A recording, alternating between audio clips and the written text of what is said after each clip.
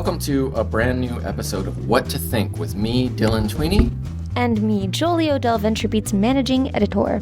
We are coming to you from a remote studio deep in the heart of MobileBeat, VentureBeat's annual conference on mobile tech. It's basically like a bat cave with bad carpeting and fluorescent lighting. I love hotel conference rooms, man. It's awesome. It's really awesome here. We miss New Relic already. As always, this podcast is sponsored by New Relic, and we'll be back in their studio next week with no doubt better sound quality. But first, let's talk about the headlines of the day before we bring on our special VentureBeat guest, Devindra Hardawar. You know what I want to talk about first is this Apple Pride video. Let's just quickly. So Apple, this is one of our most popular posts on VentureBeat.com today, or this week actually. Apple made a video for Gay Pride, and it's pretty uplifting. Lots of people in Apple t-shirts waving rainbow flags. Yeah, the white straight man would say that. As the designated queer person in the room, I have to say it's nice that Apple employees are showing support for gay culture and LGBT folk. However, if you watch the video, it's really more a humble brag Apple ad than anything else. We see a lot of children and families and people wearing Apple t-shirts and waving pride flags. I mean, Google and Facebook have been doing this for years, and now Apple comes and makes a video about it, and everybody gets their panties in a bunch. I don't think anybody's getting their panties in a twist. And also, may I just say, Apple's been doing this for years too, though. The soundtrack is Coldplay. Not the gayest band. They couldn't find a gay artist for their gay pride video. They had to pick Coldplay, the breeder band. That's a big mistake, right? Totally. There. Even okay. I can tell that's a mistake. But thanks for the vote of confidence, Apple. Anyway, Apple has been a big supporter of gay rights and gay marriage, and so props to them. I don't mind them. I think you mean marriage equality. So, on to another interesting issue that the white straight man might have a little trouble discussing. Remote control birth control. Ladies, this is robots for your uterus. I don't even...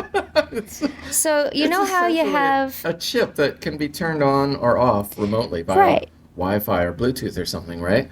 To dispense the birth control pill drugs, right? Hormones. Hormones, exactly. Yeah. And you can activate it and deactivate it, unlike... For some of the under-the-skin implants, which this is, you put them in and then you have, years... where if you want to have a kid, if you change your mind, you have to have the implant removed, you have to really plan ahead and be very thoughtful about it. And with this one, you can just willy-nilly, I want a kid today. Like women do. I don't think it works like that. Women are just emotional and unstable, or you could hand the birth control remote control to your husband, who should have every remote control in the house. Exactly. You can let the man decide. You know how guys are with their remote controls.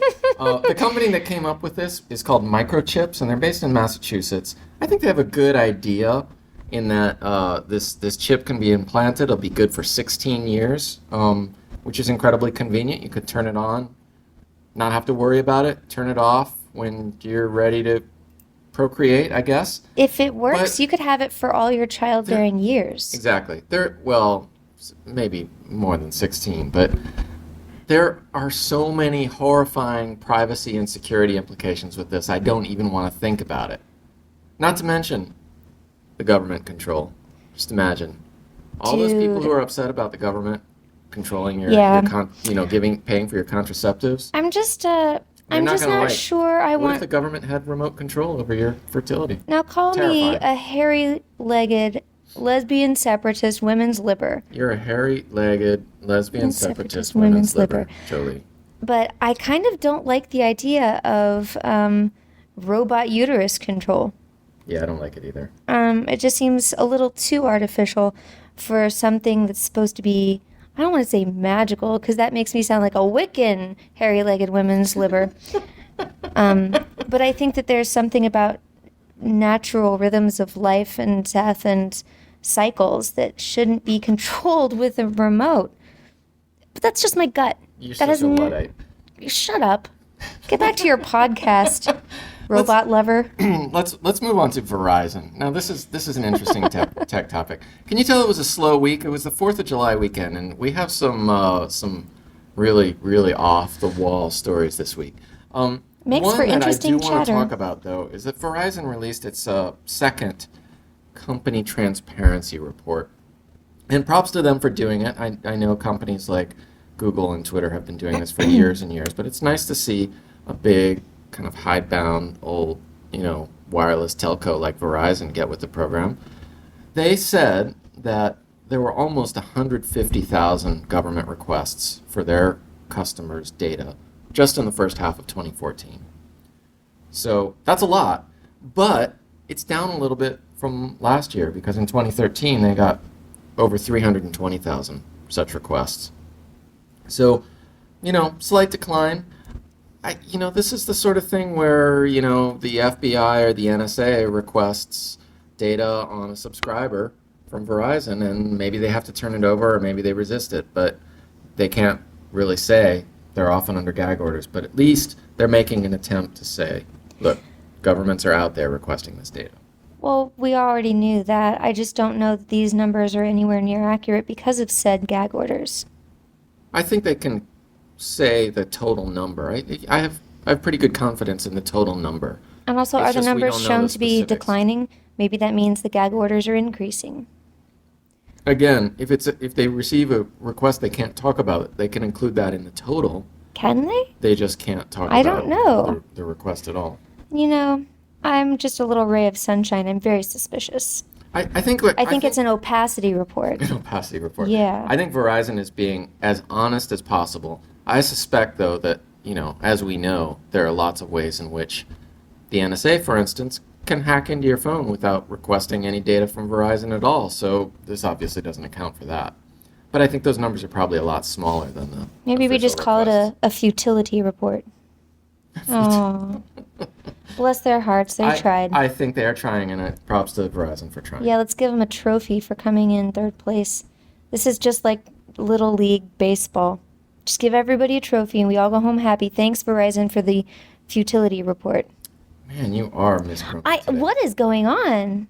So let's bring on our guest, Devindra Hardawar. But first, I'm going to pause to give a quick thanks to our sponsor, New Relic, which is a software analytics company that makes sense out of billions of pieces of data from millions of web and mobile apps. New Relic helps the people who build modern software understand the stories that their data is trying to tell them. And they help improve software performance and reliability, delivering a better experience for users and more success for your business. Developers will be happy to hear that they support PHP, Python, Ruby, Java, .NET, Node, iOS, and Android apps. And who knows, maybe they support remote control birth control pills too. I don't know. All right, thanks, New Relic. Devindra, thanks for joining us on the podcast. Hey guys, it's great to be here. Yeah. It's good to have you. Devindra, for those of you listening, works in our New York office, and the rest of us are based in San Francisco. So we don't get to see you face to face very often. And I miss out on all this podcasting fun. It is fun, isn't it? Oh, mostly it's just Dylan trying to quash my revolutionary ramblings. Power to the people. Well, let's talk Are about you with me, MobileBeat. Devindra? I'm Look- with you. Okay, great. You're going down, Dylan. I don't stand a chance. I'm outnumbered. Who's the boss now? Oh, God, I'm kidding. I want that raise. Okay, let's keep moving forward. Let's talk about MobileBeat. So, MobileBeat. We're here at MobileBeat. Devindra, MobileBeat's kind of your show. You are our senior lead mobile guy. I'm a mobile guy. It's not my show. I help out as much as I can, but we have a great event staff, and they have done a great job of planning out all this great content, inviting some cool people. All I'm doing is getting the troops organized so we can actually cover it and talk to all these companies properly. But yeah, it's good, and I think this is it's been we're in the middle of the second day now, and I think the content's been great. The audience really seems to be enjoying it. Everybody seems happy. I think some years we've had some grumpy Nellies around. This year is good. No grumpy Nellies that I've spotted anyway. What's the sort of give me one of the takeaways that you've seen from the event so far? One thing I've really noticed is that a lot of companies now are thinking and talking about context and what that really means. So that's the idea of your app's not just about you requesting something or asking for information. It's about the app's using the sensors on your phone to see if you're near a store that you like or something that has a sale, or an app noticing if you actually left work and need to request an Uber or something like that. It's about anticipatory computing, and our apps and services and software are just basically figuring out what we need before they do, or before we actually even know what we need. So I think this is going to be one of our big topics for next year or the next couple of years. And it's really interesting too. It also shows us that MobileBeat isn't just about mobile computing anymore. It seems like it's turning more and more into a conference about computing being everywhere. Yeah, ubiquitous computing or Yeah. contextual computing. What's a good example of that? Has there been a case study that illustrates that sort of contextual awareness? Can't think of any case studies, but I actually just got off of a panel with the CEO of Braintree, Bill Reddy, and it's one of the things that I know he's very excited about. They just implemented a new SDK that lets people pay with PayPal right from Braintree stuff. Right. Braintree is now owned by PayPal. Exactly. Yeah. And one thing he's really interested in is like, what does it mean for an app like PayPal if it's aware of where you are, things you like to do, stores you like to visit, restaurants you like to visit, and that's going to be a big thing for PayPal. But we're seeing it already in things like Google Now. I think Google Now is the best example. Right. Of that. That's an excellent example. Yeah, because it's I use it. I don't have an Android device with me all the time, but when I do, it's really useful to get those alerts when I need to leave my house to get to the office on time. It has package alerts, things like that, flight alerts, and Google Now is just getting smarter and smarter. So that'll be a challenge for developers of other kinds of apps to figure out how to make that kind of thing happen. I mean, it's one thing for Google with all its gazillions of dollars in developer budget, R&D budget, and brilliant PhD engineer types to build that kind of thing. But it'd be a totally different thing for somebody who's just a regular retail company or a manufacturing company or something, or a real estate company, try to figure out how to make that happen, right? It seems kind of tough right now. Actually, I had a panel yesterday, a great breakout session with a bunch of great predictive app people, including Tempo AI, Mind, a couple others. The Mind calendar folks, The Mind calendar folks, yeah. Mm-hmm. And really interesting stuff. But one thing that Raj Singh, the CEO of Tempo AI, said was that contextual awareness or predictive technology is actually going to become another layer, just like location awareness is right now in mobile. Before the iPhone, before smartphones, we didn't really have that ability to see where you are at any particular point. Well, unless you use your eyeballs. Well, I'm sorry, I find all the context stuff, it's like things you can have your phone do for you instead of being an adult. I feel like Google Now makes me particularly sad because you should know when your flight is leaving and all that crap. You don't know when your flight gets changed or when your gate gets changed. Or if there's traffic. Yeah, and interact with a human. Double the time that it. Well, you should leave early, like an adult. I don't know. Well, maybe the definition of what it takes to be a responsible human being is changing. So, what do you think the benchmarks are going to be when your phone does everything for you? It's going to be a little different. I mean, we are definitely getting to a point where I think I can't say we're getting infantilized by technology, but I think there is this culture of on-demandness. I don't know, it's like people just need to have everything. Every time I visited San Francisco, actually, over the past couple of years, I've been astonished by how many people just use Ubers for everything. Yeah. For everywhere, to go a couple blocks. And I've seen the Uber bills for some people. And it's ridiculous. It's insane. So I do think there are definitely degrees of how much we can go into this, but I do think, at home, it's really nice. I have Uber and Halo and a whole bunch of services. For areas in New York that aren't serviced by normal taxis or by the subway, it's nice to be able to hit a button and get something to come to you. Are there places taxis won't go? Yeah. Well, there are places you can't hail a taxi, that's for sure. There are places you'll never see a taxi in New York, for sure. Until now. Now you can hit a button and it shows up. So depends on if I'm deep in Queens or Brooklyn or something, these things, I may use it once a week or something, or every weekend. But I don't think that's laziness. I think that's the sort of convenience I think everybody should have. Mm-hmm. I agree that I see Uber as a sort of supplemental, a supplemental tool. But yeah, so getting back to MobileBeat, sure. I think that another theme that I've heard a lot about over the past day and a half has been deep linking, which is essentially this idea that right now apps can call other apps, or a website can call up an app, but it can't link to a specific page or dialogue or piece of content deep within that app. It's like if you could only link to the front page of a website, which would be ridiculous. We don't live in that world.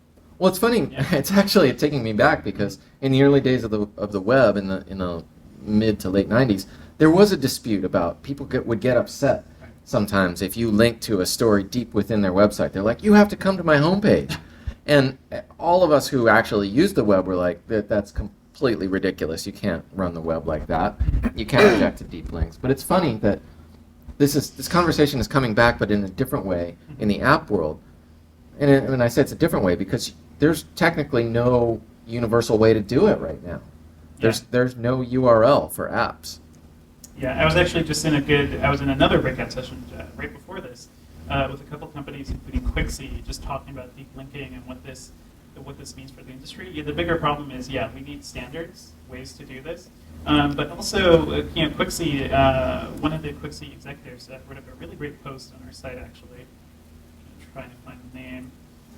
But basically, presenting the fact that, Apple, even from the very beginning, had the ability, gave people the ability to deep link into things. But the way it was implemented was terrible, so nobody ended up using it.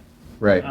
But there's no, even if Apple did have a method, and they may now have a method that actually works for deep linking, you still need a different kind of deep linking for an Android app, say, or for a Windows app, that's right? That's a bigger problem. So the post I was thinking of is by Laurent Shapiro from Quixie. It's called "Is Apple to Blame for the Mobile App Deep Linking Delay?" Great piece, good, really in depth. This guy knows what he's talking about. And it's an interesting situation we're at now because I do think we need the ability to go into apps, and it's going to be required for apps to actually work between each other too, which is something we're seeing more in iOS 8. You have the continuity features from Apple. Right. Google now some similar things. The next version of Android and Chrome OS. Facebook now has tools from its Parse acquisition, which it's offering to mobile developers that will support deep linking. Yeah. Oh, Parse was there as well. Yeah. Yeah. So it's interesting. I always sort of assumed that the inability to link into apps was part of Apple or Google's desire to just control your entire experience within apps and within the App Store. It seems that either they're having a change of heart or maybe there's enough demand among developers for this kind of linking that Apple and Google are sort of having to go along with that. Yeah, I think you brought up the fact that we saw this before in the early days of the web. What's interesting about the app economy is I think a lot of these companies are, especially Apple, they jumped at the opportunity to create their own private little island that nobody else could really touch, and they controlled it entirely. You look at Apple's revenues, right, and see how much stuff is actually coming through the App Store and just how lucrative it is for them. But as we evolve and as this ecosystem kind of grows, Apple's seeing it has to open up. It wasn't until the second version of the iPhone that we saw the App Store actually come about. That wasn't even part of Apple's initial plan. So I think we're all still trying to learn how to exist in this new ecosystem. But I am worried about these companies trying to control everything. I think Facebook is a big problem too for that. Exactly. I mean, that may work cross-platform, but then you're still dependent on Facebook. Well, we have just a couple more minutes, but before we wrap up, I want to talk about Yo. Yo. Yo, if you haven't checked it out yet, you should, if only to say that you were there during that brief wild moment when Yo was crazy You should popular. be that one guy who's like, yo, no, I'm too old for that crap. It's an app that does one very simple thing. It lets you send a single message saying nothing but yo to your friends who are also using Yo. When they get this message, the app just goes yo, and that's the whole message. And to send a yo, you just tap on their name. It looks like a Fisher-Price xylophone. It's very colorful. And just you see someone's name and you tap their name and it sends them a yo. Now here's the amazing thing. We had the Yo founders on stage at MobileBeat. This app now has 2 million downloads. Nice. It's incredibly popular. They went from 0 to, 50,000 or something to 1 million in about 4 days last month. And since June, they've added another 1 million. It's crazy popular, and I think one of the reasons is that it's very simple. It has that sort of cute Fisher-Price look that you're talking about, Jolie. But it turns out there's more that you can do with Yo than just send annoying Yos to your friends. For instance... I think Dylan has dreamt the Yo lady. The Yo Devindra, I could not agree with you more. For instance, at World Cup Soccer, during World Cup Soccer, you can follow the World Cup account, and whenever a goal is scored, they'll send you a yo, so that you know that it's time to pay attention to the TV screen. And you know what? In the U.S., seriously, the video you have is to delayed have... by 20 seconds. No, I know. So you actually get a 20-second heads up, a goal is about to happen. That's kind of cool. Or you could just watch the game that you sat down to watch. like an adult. You say something like, I'm watching this game. You commit to it. You sit down. You get your nachos. You watch the game. I don't know. Do people eat nachos for soccer? Sure. Why not? But you know how they soccer probably games eat are foie sometimes. gras. Could go hours and hours without escargot. anything happening. So that's why you need an alert system. Here's another use case. That's why you that I need to thought was watch kinda NFL interesting. football. That's what I'm talking about, right? Woo! The guys who created Yo told us about another case study that I thought was kind of interesting. This guy used if this then that, which is a cool sort of simple thing for wiring stuff together on the For web. nerds. For nerds, and the Yo API, and he can now Yo his air conditioning to turn it on, or Yo his lights to turn them on. He made Yo into the clapper. Except it only claps on. I don't know if it claps off. He's got it. It's got to clap off too. It's got to do both, I think. So I don't know. It was interesting to talk to these guys. They're very funny. We posted a video on the of the talk on stage. And I think they're kind of fun. I think they recognize that they may be riding on a wild ride that may not last that long. Yeah, I think they're well aware of it. They know this is all very temporary. But in the meantime, they're thinking in some interesting ways about what to do with a really stupidly simple app. Yo. So check it out. If you get the Yo app, I am Dylan20, Dylan20 on Yo. Send me a Can Yo. people just Yo you out of nowhere? Yeah, until I block them. But if everybody who hears this podcast sent you a Yo, you would not have time to block thousands of people. It'd be an interesting test of how popular the podcast is, though. So I dare you, send me a Yo. If Yeah. you're listening, send me a Yo. Dylan20. That is about it for this week's episode of What to Think. Thank you for joining us for another exciting rundown of the week's news. And thank you for joining us, Devindra. Thanks, guys. We'll see you next time you're out here in California. Until next week, I'm Dylan Tweedy. And I am Jolie Odell. Have a beautiful day. Catch you later.